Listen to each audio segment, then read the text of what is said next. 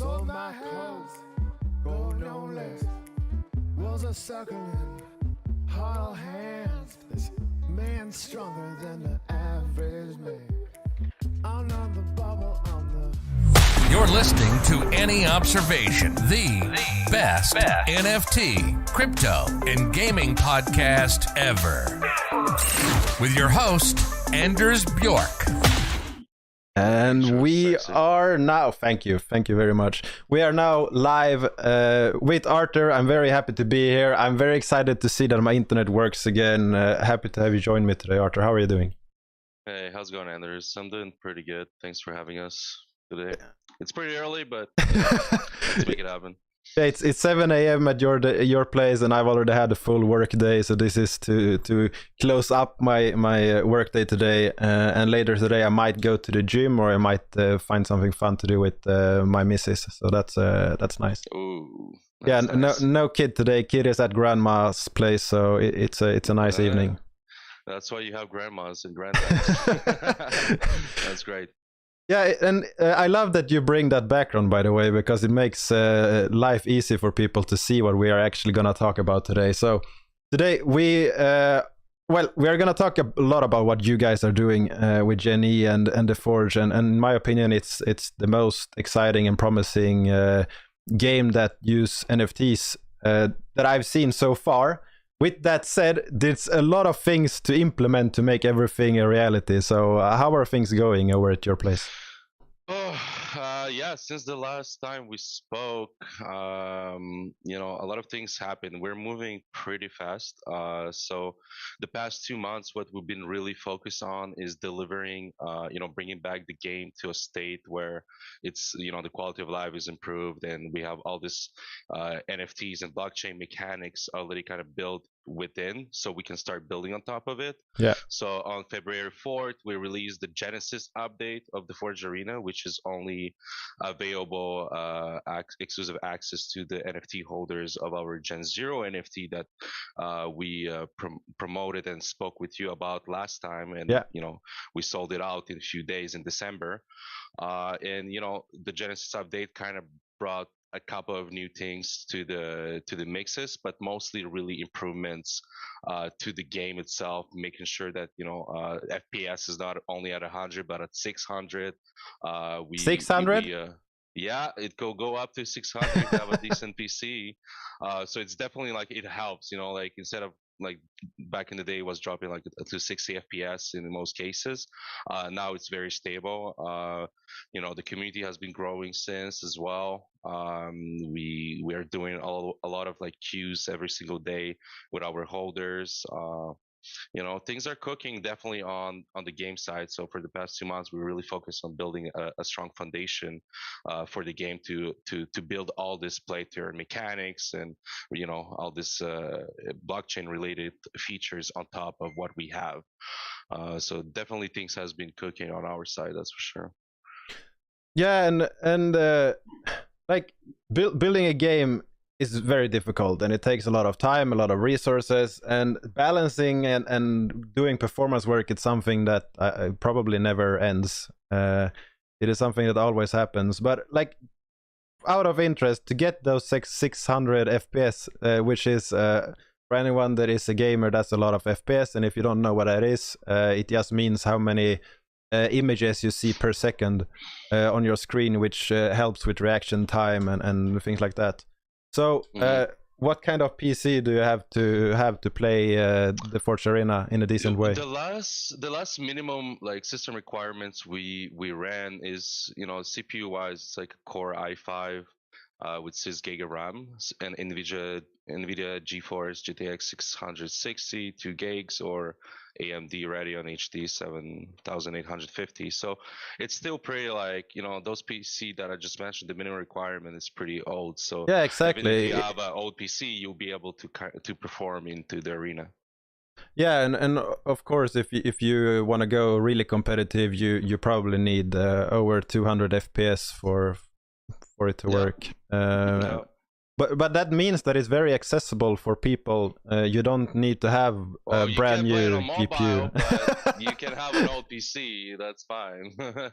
Yeah, like Nick told me today to buy a small PC to like a little laptop to install games and blockchain projects and try it out. And I like, no, I can't play a game like the Forge Arena on such a laptop. But to be honest, it sounds like I can. It just won't be to my requirements. I like to. I still can't believe you didn't play the Forge Arena. What are you doing? Like, what does that say to your viewers? Like... Yeah, that I'm a bad person. You are, dude. I'll get you in the arena right after this meeting, dude. Yeah, I have the installer download. I have set it up, but I haven't pressed install. I was gonna do it, and then I couldn't choose where to install the game, or I had to do some tweaking for that, and then I didn't do anything more. Okay. We'll figure it out. Yeah, and yeah, that's what I have to do. I'm like, I bought 5 Gen E generators just so I can have a team playing the alpha and everything like that. And even though that's how excited I am, I haven't done it. So that's how bad of a person. But I'm busy, so I guess that's okay. But you need to have some leisure time to relax and feel good. So I should play as well. Yeah, 100%.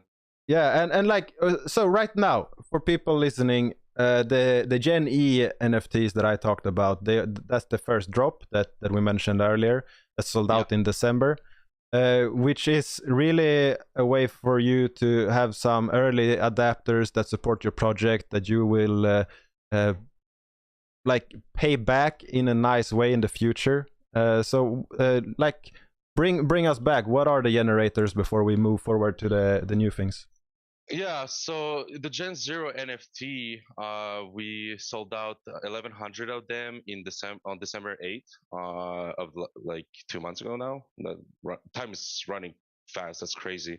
And you know what we did is that we didn't go with what like all these older NFT projects are doing and releasing 10,000 of these avatars and whatever, like without utility. We really focus on utility first. Yeah. So our 1,100 NFT generator, the Gen Zero, allows you to basically create, like, have access to the Forge Arena closed beta, of course, but also to be able to create and mint unique one-of-one NFTs from the Forge Arena game. So like, there's going to be weapon cosmetic NFTs, so from avatars to weapon NFTs to gloves, maybe some sections of the armor. There's going to be all these possibilities for you as Gen Zero to be able to mint those, create those skins. However, that's the interesting aspect, is that we released with 3 rarities, right? We had rare, we had epic, and legendaries. Yeah. Out of the 1,100, what those give you more, if you have a rare or an epic, is that it gives you better odds at receiving, generating a more unique weapon inside the generator.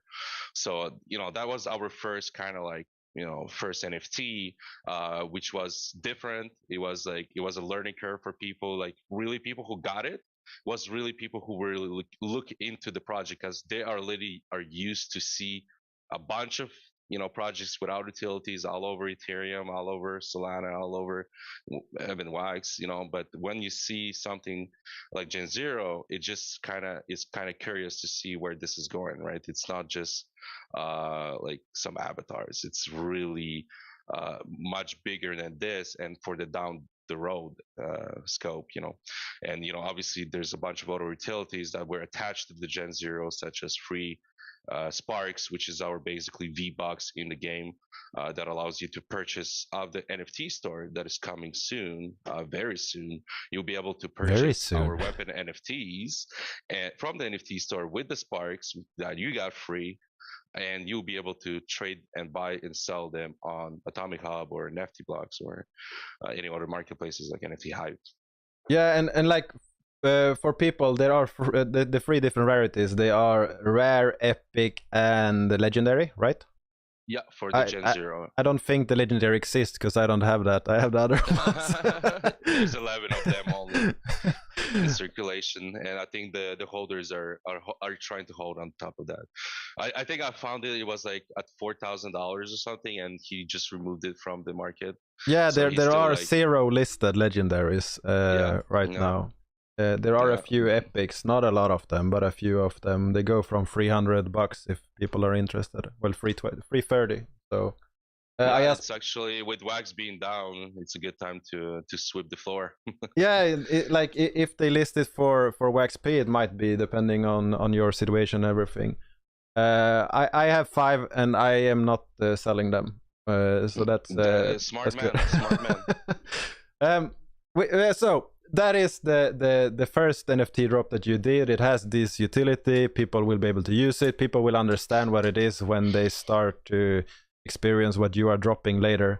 And yeah, that's very nice. Like, so the skins, I guess the concept is built out of Counter-Strike Go, which is the biggest CS:GO. Like, those skins are crazy. Yeah, so I mean, when we were building the game back in the day without the blockchain and NFTs aspect, I was really, aiming towards recreating the economy of what Counter-Strike has accomplished when it comes to skins. So, skins, what Counter-Strike skins work mainly because of how rare and unique they were. Every single item had a float value and a wear, which is very different from games like Fortnite or in Call of Duty or Apex or pretty much any games out there.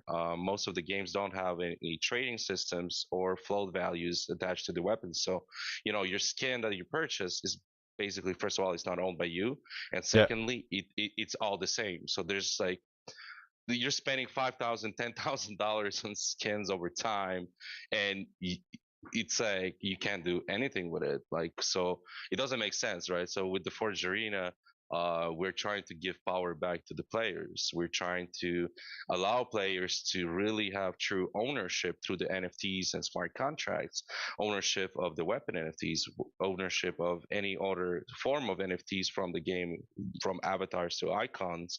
But also, we've been discussing a possibility to create maps and own maps like you own land.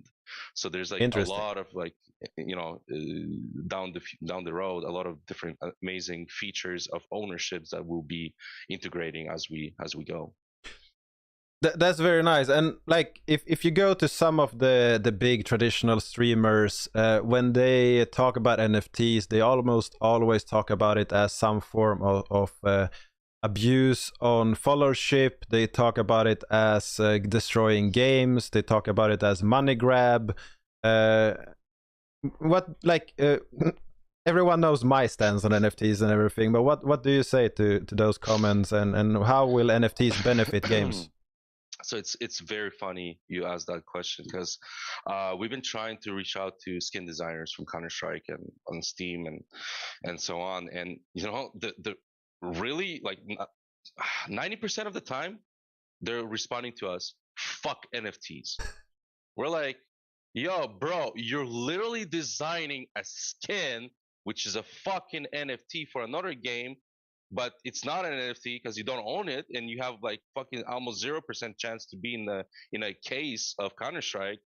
And we're offering you this possibility to just design your like skins for the Forge Arena, but they will be NFTs, and you as an artist, you get a cut, royalties. So like, it's crazy how gamers are very like stubborn, or they still like didn't adapt to it because of the bad press area stuff. So money grab, yeah, 99% of the projects, I'm very gentle when I'm saying that they're going to zero, mostly because there's a lot of grabs, but there's also a lot of projects that have no utility, or celebrities running projects, and it's really just about like using their followers. It's not, they're not giving you any utility or room to improve, to get something out of it.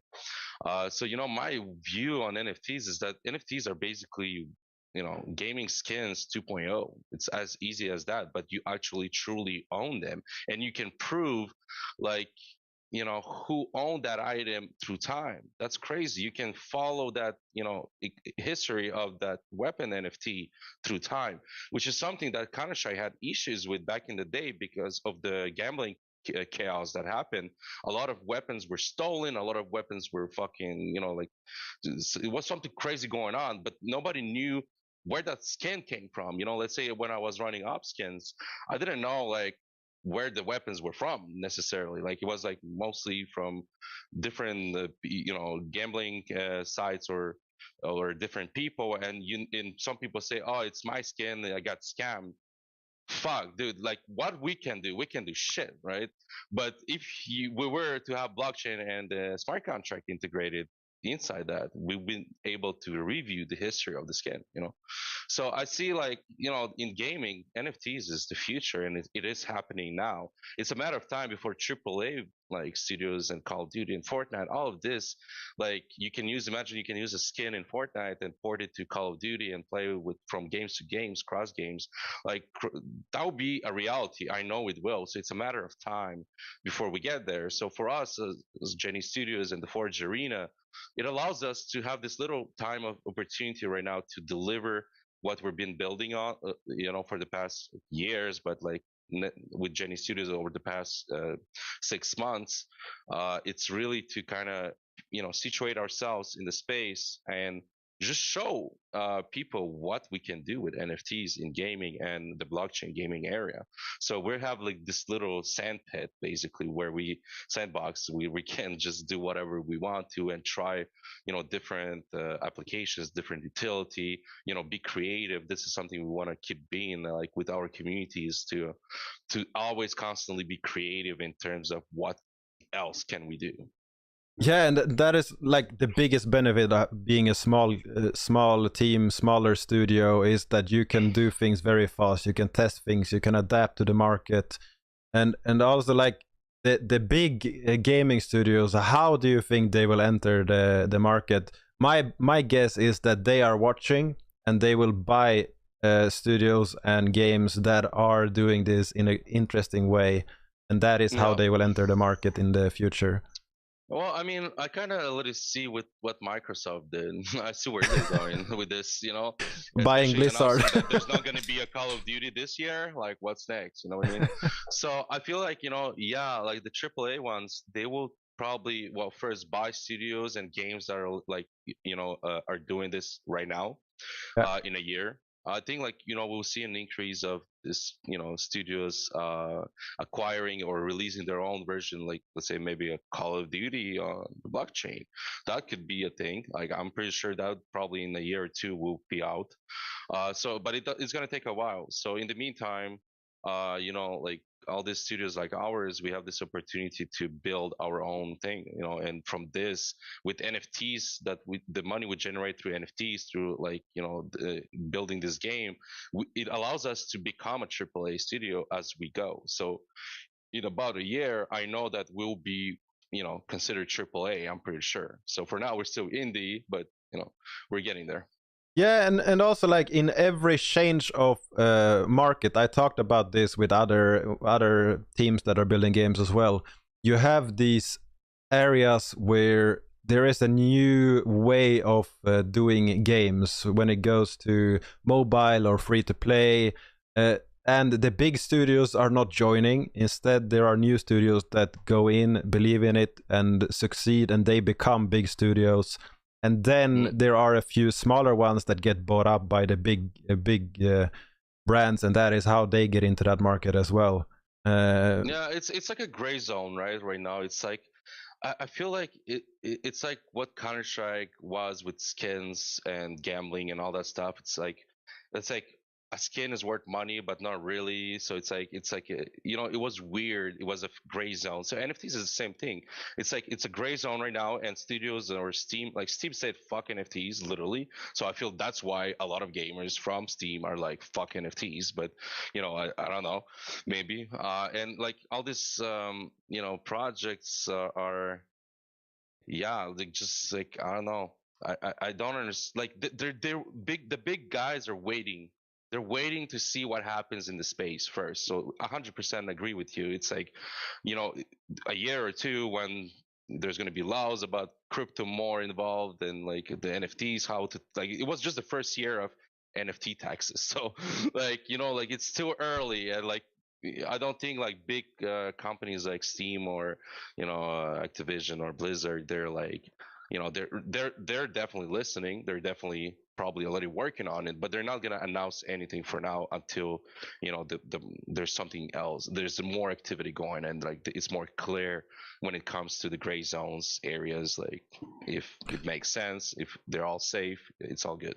Yeah, and if they are a public traded company, what they do and what they have on their balance sheets, if that is crypto and NFTs, that comes with a whole new set of issues. And being small and being agile is awesome because you can really test things, you can move fast, and that is required.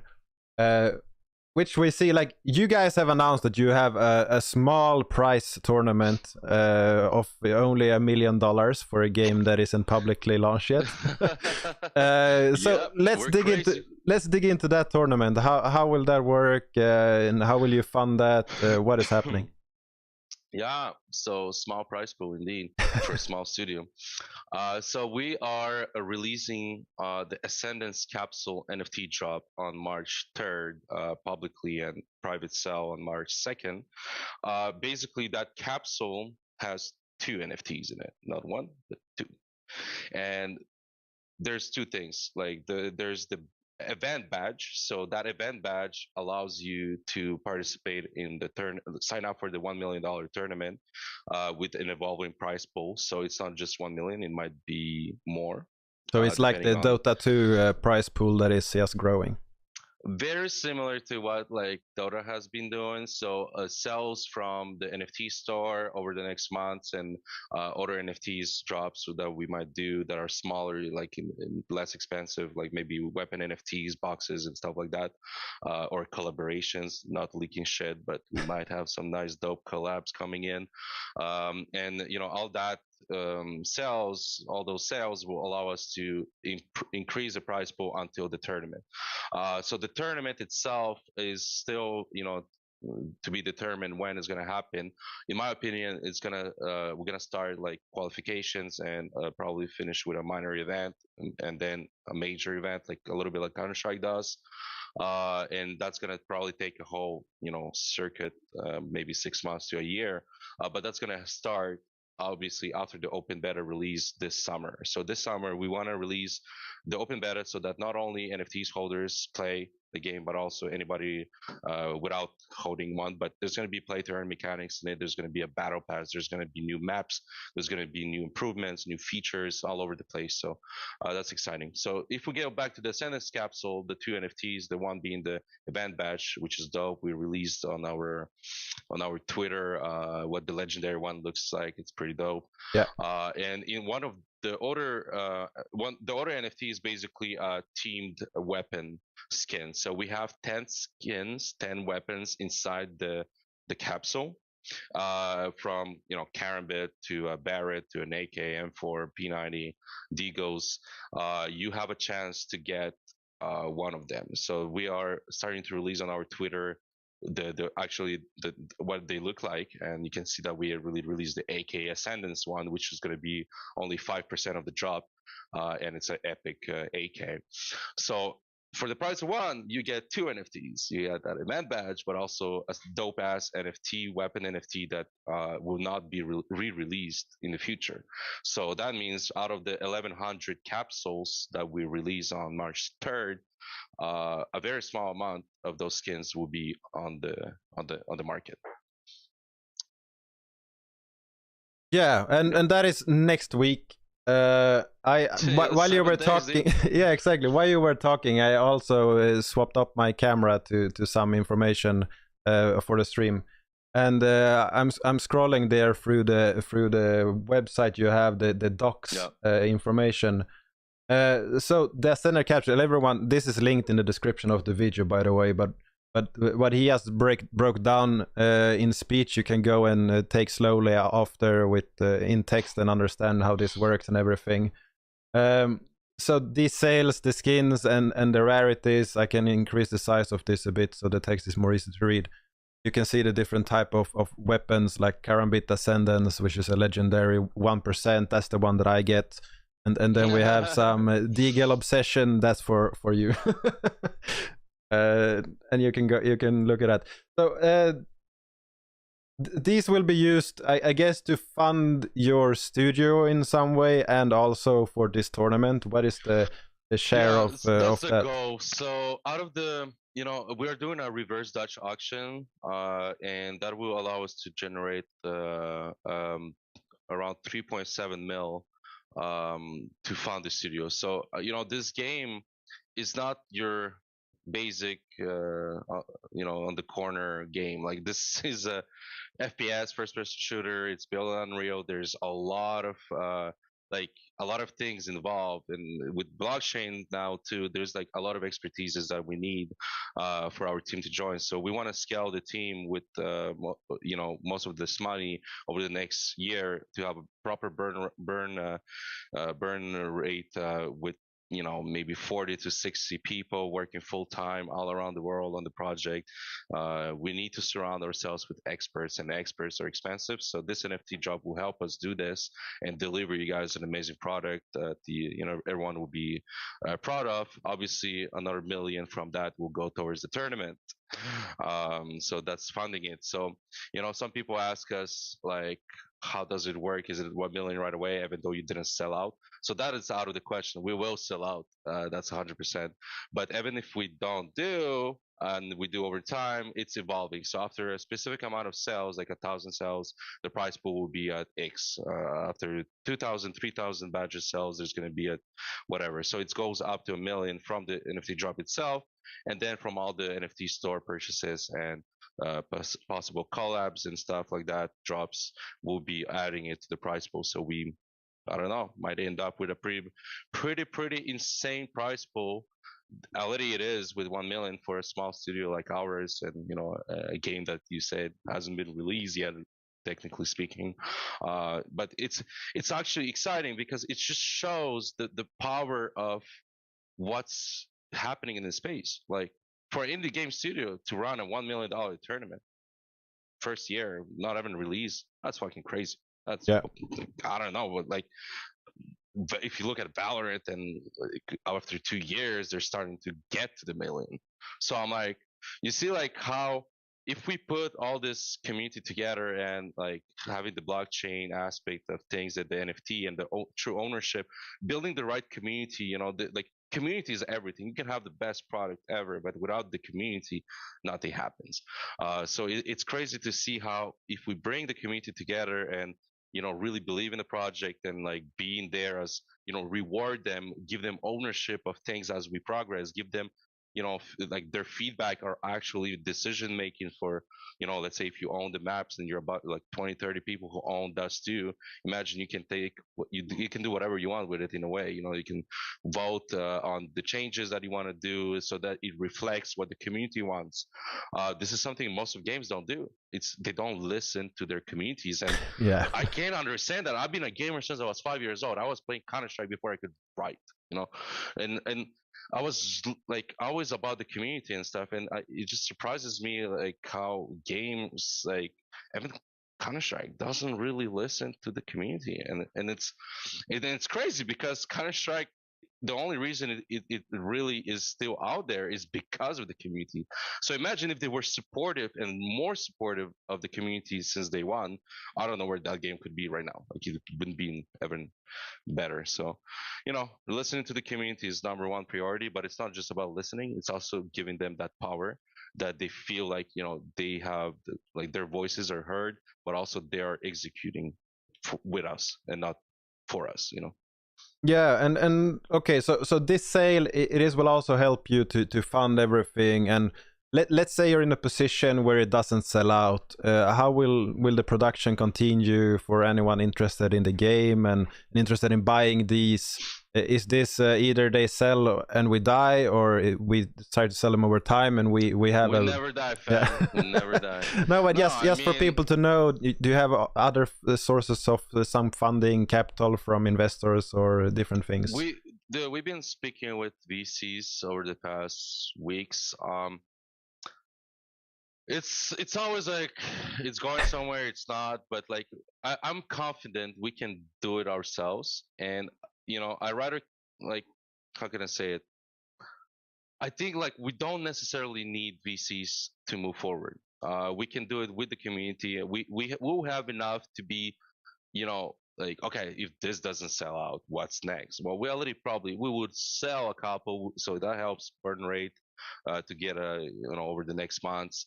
Reinvest some money from personal, maybe do a round with family and stuff. Like, there's no way this game goes back on the fucking shelf. I'll tell you that it will never get back on the shelf. So there's no, like, we're gonna make it. We're all gonna fucking make it. Don't you worry about it. So like maybe down the road, VCs is an option. We've been speaking to one in particular. They've been very helpful. But we still don't have a deal, and like we have this drop coming too. So we want to see how it goes too. We want to see how we can, fly alone by ourselves first. Yeah, But yeah, we're and always open bringing to that idea. I don't think it's gonna be hard for us to raise money. It's just that we want to make sure that we can do it ourselves first. yeah, and also raising money also means that you are bringing in opinions and have to listen to them depending on how much they bring and everything like that. So it's complicated. Yeah, it starts to become not your baby only. It's not your community baby. It becomes more abstract. It's like deliverables. It's like I feel like it's gonna remove the fun out of it in a way. Not that I'm against the whole VC aspect. I think it's cool. It's just that I never took money from VCs. I always funded my own things, and over the years things work, some didn't. It's like I lost a lot, I win, I lose. Yeah. It's like it's always constantly like that, and I enjoy it that way because I feel like it's really our little thing, and we can build on top of that. I'd rather have something smaller but mine than something huge and it's not mine, or not the community. Like I feel like it's just we'll see. Fuck, I don't know. No, I'm not saying I think it's a good answer, and in this space, I mean, there are a lot of promises. Some of them are not able to deliver. Some don't care to deliver. Some just vanish. Some takes the funds and disappears. Some sell all of. They mint their own tokens to themselves and sell on the market and dump the price. There are a lot of these ugly things. So I think it's like, the blockchain adds a layer of transparency and it adds trust, but it also adds a layer where you have to learn to trust the other side by doing more research and talking to them, which hopefully, like, that is one of the reasons why I do interviews with teams, and I try to do longer format, not just on the topic but other things, so we get to know the people like yourself. We get to know you as a person more, what you guys are doing, and with that you can find some kind of trust depending on like personal connection to the what's being talked about and what is being said. So I think that's very healthy. Yeah, 100%, I agree. So these capsules will be sold in 7 days. You said that there is a private sale and a public sale. Yes. And I've seen on Twitter that you go to Discord to get whitelisted and everything like that. How is that process? Is it still open? Can people get whitelisted? Let's go through that as well. Yeah, 100%. So there's the easiest way is to join the Discord and to link your wallet through Honeycomb. As soon as that is done, you are basically in for the whitelisting private sale on March 2nd. We're gonna have that open for another couple of days, but we also have giveaways on Twitter. We have the giveaways on Discord. We have a couple of influencers starting to give some as well. This is something that reminds me, just for you, and we just wanted to announce that on March 5th, we'll be doing a NA show match. NA show match with pros and influencers from other games. So we are announcing It's going to be like professionally produced. It's going to be on Twitch. It's going to be like a little bit like a Twitch rivals. So all the talent will be streaming from their perspective, and the production is going to, do interviews. We're going to do casting. We're going to have 2 casters, 1 host. So things are cooking. The first player I would announce is FaZe Baby Bay. So Baby Bay will be part of the show match, and over the next few days, we'll be announcing more and more of those who are involved. So things are cooking. Where are you announcing them? Is that on Twitter, Discord? Yeah. Both. So Yeah. Twitter and Discord. Everything we do when we announce things, it's always on Twitter, always on Discord. So that's the best way to keep updated. But we have a couple of things cooking, and it's very exciting because we feel like when the game is at the stage where like it's very enjoyable and it's very addicting. Okay, and like as a competitive player, bro, I've been yelling all over my house. Like I've been like going crazy. Artur, like the DMA, the other co-founder on my right, is looking at me like I'm some crazy motherfucker. Like it's like I can't wait to see what the show match will look like. With actual pros, with actual talent from other games, from Valorant, Counter Strike, Apex. Like see how that. Like what are they gonna think? Like how they gonna respond to it? Baby Bay already played our game with the first community night we did, and we were on the same team, and like it was insane. We like he clutched at the end, and it was such a build up. So that's why I feel like this is gonna be a great esports down the road, is because of this little build ups. Like similar to Counter Strike, like there's like you're clutching 1 versus 5, let's say, or 1 versus 3. There's like this little build up that especially the casters are so good at doing, and all these little things, and until like boom, something happens, and it's like everyone's yelling, everyone's losing their fucking mind. So on the viewer side of things, I think this game is going to be quite interesting to watch. So show match March 5th. We're going to announce more details on Twitter through the next days. That's awesome. I will for sure watch that. If not live, I will do it after. Depends on what time it is. That is one sad part about being in Sweden. Most of these North American fun things are at the evening, which is midnight, in the middle of night for me. But that's good. We can probably watch it after on Twitch. So that's nice. Yep. That is very exciting, and I guess that just by you doing that already means that you have more plans of that in the future as well. Yeah, 100%. We were thinking like after the NA one, we might do a Brazil one and an EU. So, we have a couple of things cooking on that side, and yeah, we'll see what comes from it. Yeah, that's very nice. And so the game is still closed to those that has the generator. Is that going to change now with the Capsule, or are you opening up late? What's the plan there for more people to test it out? Yeah, so with the capsules, they will also gain access to the Forge Arena closed beta, but we are already planning. It's not announced, or it's not like set in stone, but we might open some free weekends. So it's going to be open, like, let's say an open weekend basically allowing you, as you don't want to buy the NFT yet, but you're kind of playing around with us, and you can get in the arena, play the game, and during the week probably going to be closed to the holders only. So this is something we're planning right now, and we're preparing to meet the demand. Our goal was never to explode right off the bat, so that's why we only released 1100 of the first gen zeros, and only now 10,000. It's just that we want to kind of scale as we grow, and as we build the product, to make sure that we deliver a decent experience with what we can do. So we don't want to right away a million accounts created, fucking crash everything, and like not be able to sustain that. So as we scale, we'll scale properly the user base, and until open beta, which will be like the big I guess release, but not full release, but open beta release. So open to public. So we'll see how it goes, but slowly but surely, small steps first. And you as a studio, do you have plans to do more games, or is this like you're 100% focused on one, or like, okay, when this is done, your mind already goes, and then we want to do this kind of thing in the future? What's the status there? This is 100% the focus. This game will remain in time over the next 100 years. Okay, this is the goal. So what we want to do is, as we have the hybrid mode, is the competitive mode, which is capture point with search and destroy together.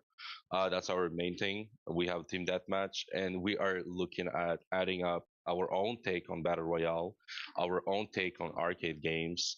We want to, deliver the community, platforms like Steam Workshop, but our own way of doing it with the blockchain, with NFTs, with smart contracts, allowing you for artists and modelers to build maps, to build skins, to build community servers.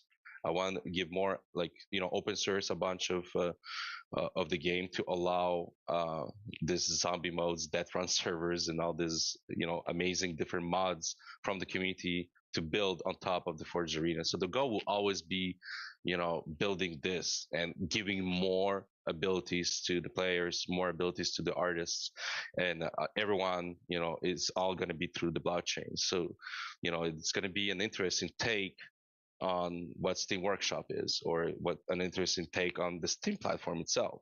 There's going to be a lot of cool things that we want to do and we have in mind. So this game is always constant. It's going to be the Forge. It's just going to be maybe the Forge Genesis, the Forge, whatever else, as we release updates, like a little bit like Fortnite. Fortnite is Fortnite, but they have this, season. They always get creative. They always improve the game, So it's like, it's what we want to do. It's our sandbox. We want always more shit. content. We want to fucking give more, always more content, always more collabs. Let's fucking go, So yeah, I mean, down the road, maybe if we need to make another game which is not a first-person shooter, maybe we're gonna do maybe like League of Legends, like wait 10 years, So we'll see. Yeah. Time will tell. Yeah, and I guess that's good, and like that you plan to open it up so people can build things on top of it is awesome, because both of us are aware, and every gamer knows, that add-ons and like mods of games sometimes go bigger than the game itself.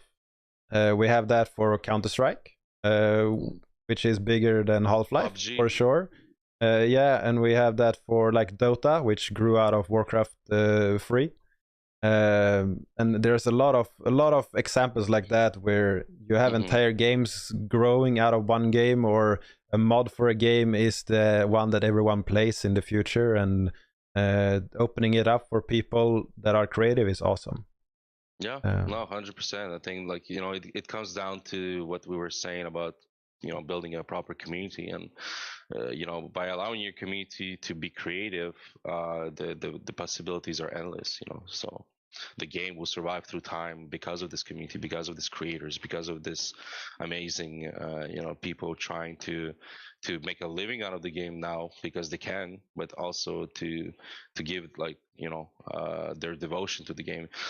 That's what I love about blockchain gaming and where it's going, is that we as gamers, I play like 30,000 of like 30,000 hours of Counter-Strike over my years, but or like League of Legends, like some people play for the past 10 years.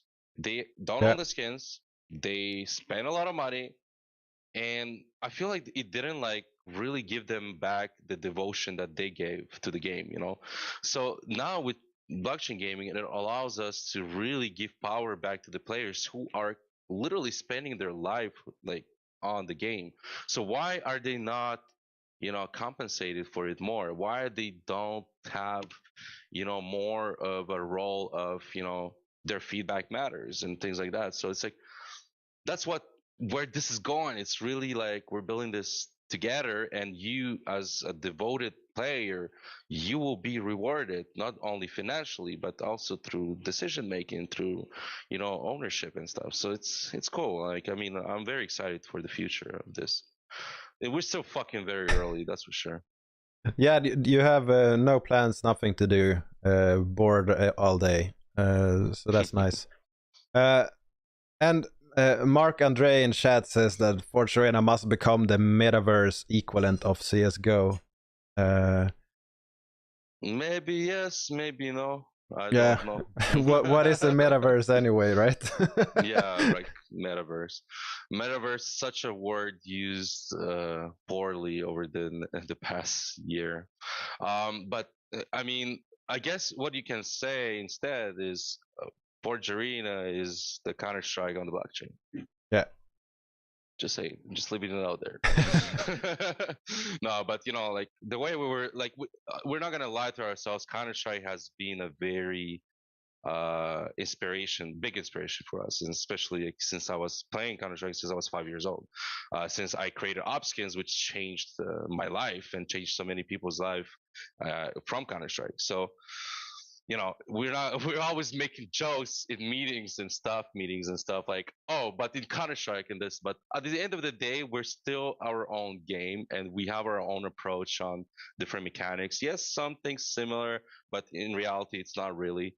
So it's like, you know, it's great to have this big brother up there just looking up to him and just be like, okay, let's try something better than they did. You know, that's hard because no, hard in a way that it's cool because like we have this amazing game that proved over the years that it can still exist. Yeah. 20 years now and over. So it's like we have to look up to those people. I'm not gonna look up to a game that didn't make it, you know.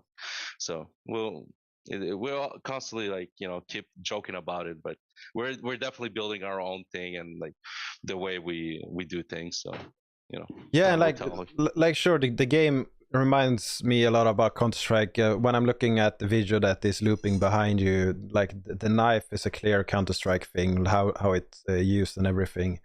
But like I can't let go of my idea that it screams Quake so much. Like and that is like I played ton of Quake 1 and Quake 3 Arena, like a lot of hours, and for me, I don't know, some feel from the video. Now I haven't played it, so perhaps when I play it, it doesn't feel like Quake anymore, but it feels a lot like Quake meets Counter-Strike. Yeah, that's funny you say that. So the most one we always had was if Halo and Counter Strike had a baby, it would be the Forge Arena. So that's what a lot of people say. So there's this feeling because the first studio that really initiated this work of the Forge Arena, it's in the name, Arena. It was supposed to be an arena shooter. It's not. Like it's not. So we kept the name, but the feel, maybe it's because of the futuristic aspect a little bit.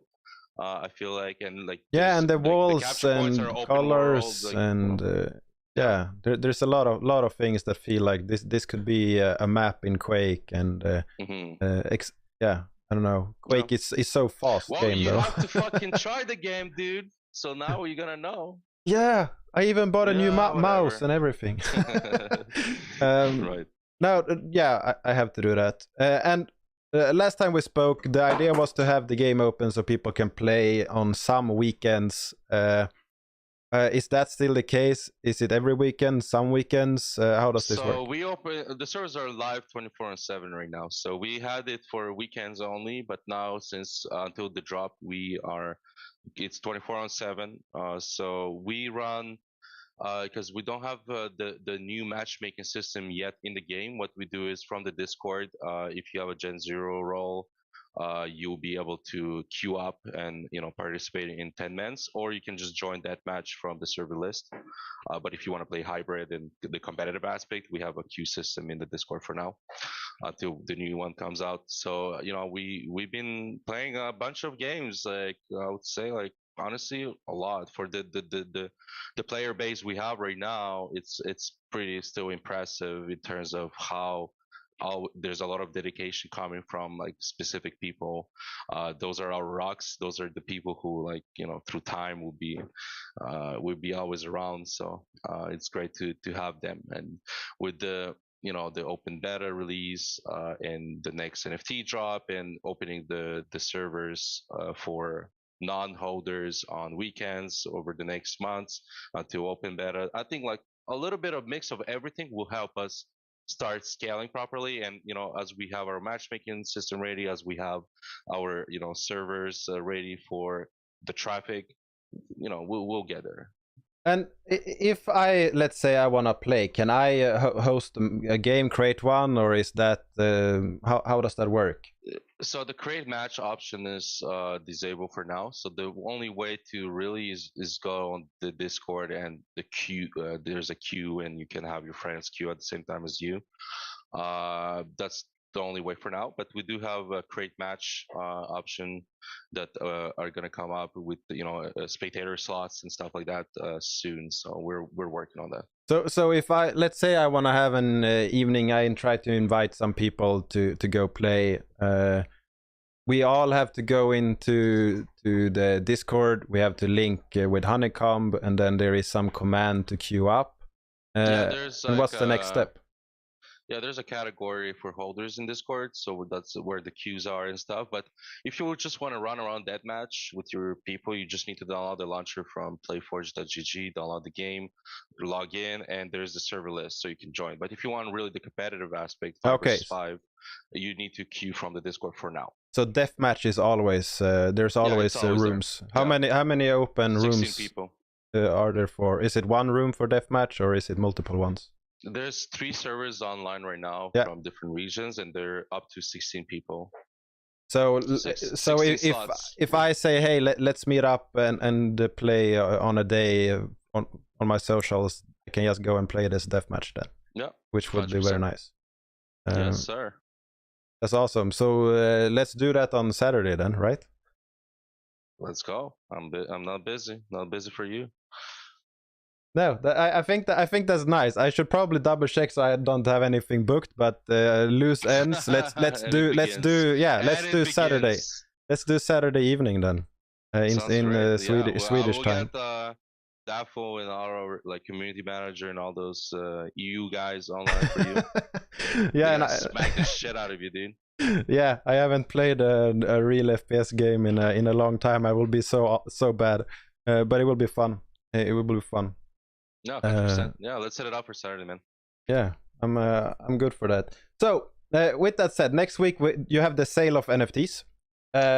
People can buy that. A portion of that will be for funding the future tournament. The other will be to help build out the game and your studio and everything, which is all fair and sounds really nice. There's a link down below to your docs. In the top of the docs, there is an Ascendance capsules. You can read more there. I will also link it in chat right now so people can go there, which is all good.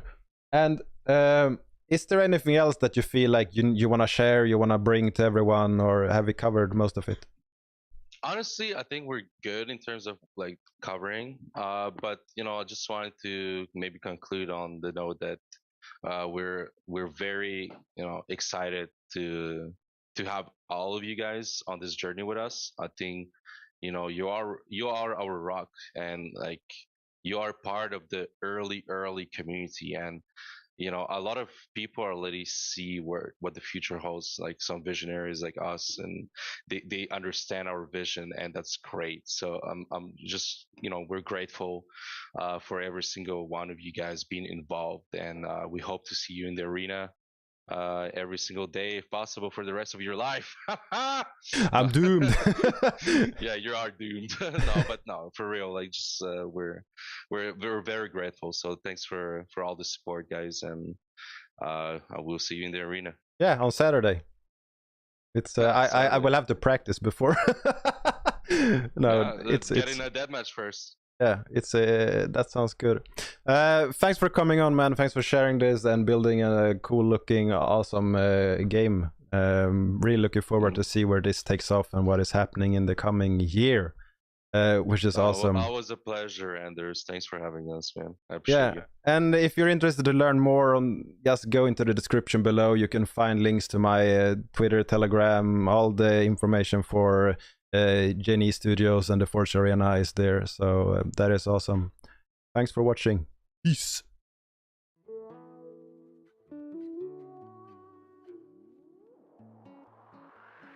A Bitcoin bull is all I got left. Sold my clothes, gold no less. Walls are circling, hollow hands. This man stronger than the